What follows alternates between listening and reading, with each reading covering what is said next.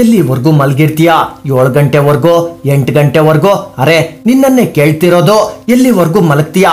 ಪ್ರಾಣ ಹೋಗೋವರೆಗೂ ಮಲಗ್ತೀಯಾ? ನೋಡು, ಈ ಪ್ರಪಂಚ ಎಷ್ಟು ಮುಂದೆ ಹೋಗ್ತಿದೆ.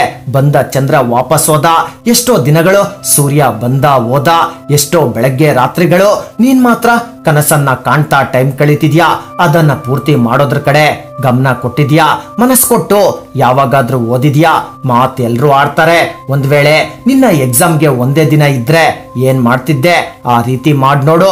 ನೀನ್ ಓದೋದು ಪ್ರತಿ ದಿನಾನು ಎಕ್ಸಾಮ್ಗೆ ಕೊನೆ ದಿನ ಅನ್ಕೊಂಡು ಓದು. ಕೊನೆ ದಿನ ಆದ್ರೆ ನೀನ್ ಓದ್ತೀಯಲ್ವಾ?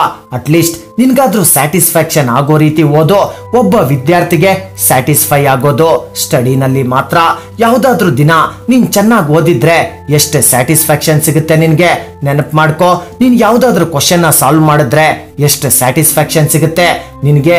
ಆ ಸ್ಯಾಟಿಸ್ಫ್ಯಾಕ್ಷನ್ ಯಾವಾಗ್ಲೂ ಒಂದು ದಿನ ಯಾಕೆ, ಪ್ರತಿದಿನ ಯಾಕೆ ಆಗ್ಬಾರ್ದು? ಡೈಲಿ ಯಾಕೆ ಓದಬಾರ್ದು? ಯಾವ ಕೆಲಸದಿಂದ ನಿನ್ಗೆ ನಿಜವಾದ ಸ್ಯಾಟಿಸ್ಫ್ಯಾಕ್ಷನ್ ಸಿಗುತ್ತೋ ಅದನ್ನ ಇಗ್ನೋರ್ ಮಾಡಿದ್ಯಾ? ಇವತ್ತಿಂದ ನೀನ್ ಓದೋ ಪ್ರತಿ ದಿನಾನೂ ಅಷ್ಟೇ. ಇವತ್ತೇ ಕೊನೆ ದಿನ, ನಾಳೆನೆ ಎಕ್ಸಾಮ್ ಅನ್ಕೊಂಡು ಓದು. ಮೇ ಬಿ ನಿನ್ ಎಕ್ಸಾಮ್ಗೆ 3 ತಿಂಗಳಿರಬಹುದು, 6 ತಿಂಗಳಿರಬಹುದು. ಬೈ ಚಾನ್ಸ್ ನಾಳೆನೆ ನಿನ್ನ ಫೈನಲ್ ಎಕ್ಸಾಮ್ ಅಂದ್ರೆ ನಿನ್ಗೆ ನಿದ್ದೆ ಕೂಡ ಬರಲ್ಲ, 1 ಸೆಕೆಂಡ್ ಕೂಡ ವೇಸ್ಟ್ ಮಾಡಲ್ಲ. ಇವತ್ತೇ ಲಾಸ್ಟ್ ಡೇ ಆದ್ರೆ ಮೊಬೈಲ್ ನಲ್ಲಿ ಟೈಮ್ ಪಾಸ್ ಮಾಡಲ್ಲ.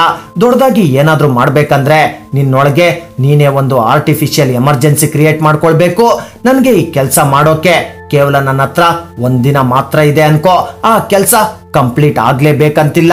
ಆದ್ರೆ ಕೊನೆ ಕ್ಷಣದವರೆಗೂ ಆ ಕೆಲಸ ಕಂಪ್ಲೀಟ್ ಮಾಡೋಕೆ ಕೊನೆ ಕ್ಷಣದವರೆಗೂ ಪ್ರಯತ್ನ ಪಡ್ತೀಯಲ್ವಾ? ಒಬ್ಬ ವಿದ್ಯಾರ್ಥಿಗೆ ಕೊನೆ ಕ್ಷಣದವರೆಗೂ ಹೋರಾಡೋದು ಅವರ ಧರ್ಮ. ಪ್ರತಿ ಸೆಕೆಂಡ್ ಕಲಿತಾ ಇರಬೇಕು. ಪ್ರಾಕ್ಟಿಕಲ್ ಆಗಿ ಅರ್ಥ ಮಾಡ್ಕೋ. ಮಗ್ಗಪ್ ಮಾಡೋದ್ ಬಿಡು.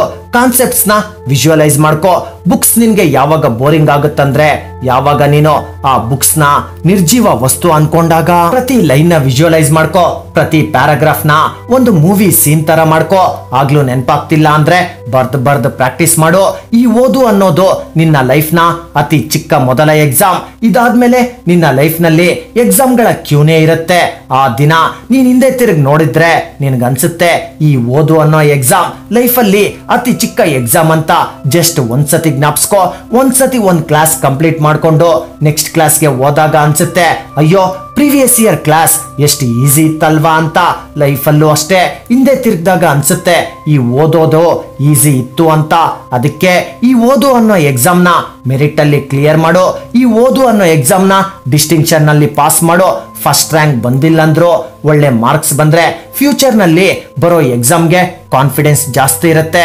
ನಿನ್ಗೆ ಗೊತ್ತಾಗುತ್ತೆ ನಾನ್ ಕಷ್ಟ ಪಡ್ತಿದ್ದೀನಿ, ಎಷ್ಟೇ ಕಷ್ಟ ಬಂದ್ರು ಎದುರಿಸ್ತೀನಿ ಅಂತ. ನಿನ್ಗೆ ಓದಿದ್ ನೆನಪಾಗ್ಬೇಕಂದ್ರೆ ಮೊದ್ಲು ಕಾನ್ಸೆಪ್ಟ್ಸ್ ನ ಕ್ಲಿಯರ್ ಮಾಡ್ಕೋ.